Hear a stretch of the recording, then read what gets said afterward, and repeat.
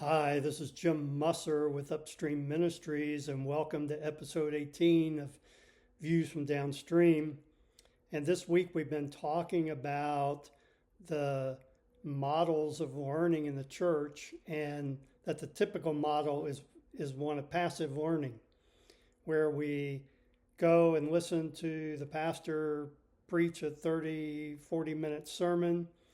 We may go to a Sunday school class and listen to a lesson by a teacher. We go to a small group.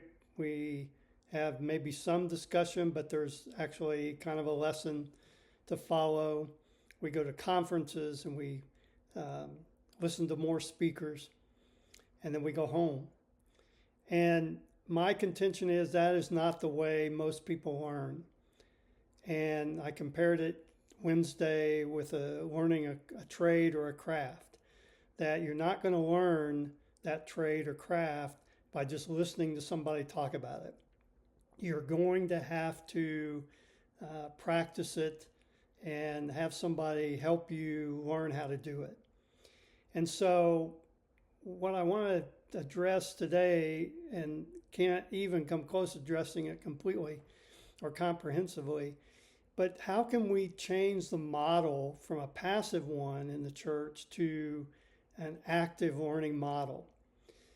Well, let me just offer several suggestions and examples, and we can probably devote more episodes to this later.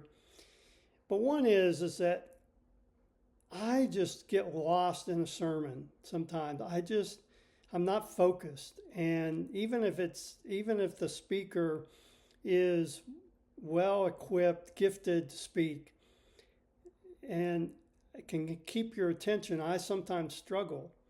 And one of the things that I long for is to have a shorter sermon and then let's talk about it. Now, that can be done in several ways. One is that the pastor can then open up for questions and comments about what he has just talked about. Or he could pose questions from his sermon and get people involved in talking about it. One, that would drive home some of the points that he or she has tried to make, which often we walk out and most a few hours later or a couple of days later, we can't even remember what was preached. And so that would help solve that problem. Or most churches now have chairs that can be separated and formed in any kind of way. Circle up the chairs and have questions for people in the congregation to discuss. But somehow start actively participating in the sermon rather than just listening. That's just one example in a very small step. Another is to have small groups that actually, instead of just meeting and discussing the scriptures, incorporate into their meetings, or at least every few weeks, to actually put the scriptures that they're studying into practice. And the leaders could come up with ideas of how that is done. And of course, one of the easiest things, if the teaching is on meeting needs of people, say you're studying Paul and he's talking about collecting a gift for the churches in Jerusalem that are in need. Okay, what can we do as a small group to meet a need and do it together?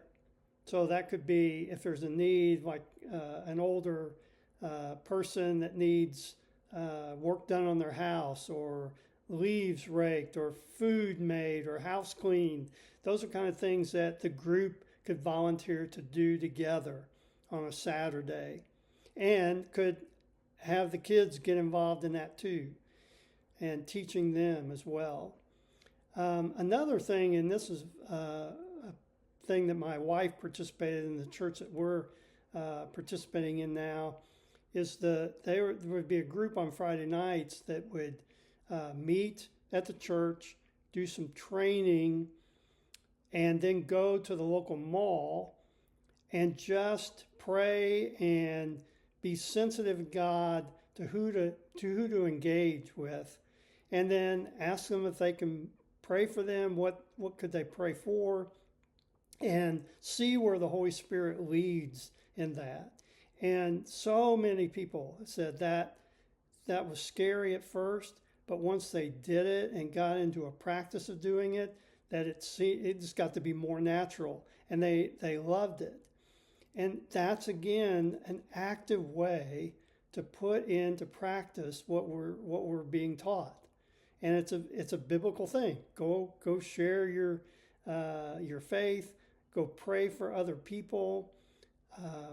Show them love, and it's an active way to do it. So we just need, I think, in the church, just to be creative and to learn, to come up with ways how we can learn to do things that are helpful and can be things that we can not only learn ourselves, but teach others to do. So if you have ideas, put them in the comments section. I'd love to hear some ideas and get a conversation going, because I just think this is so important that the church move away from the model that we've been just stuck to for so long, because I don't think it works very well, and there's just a better way to do it.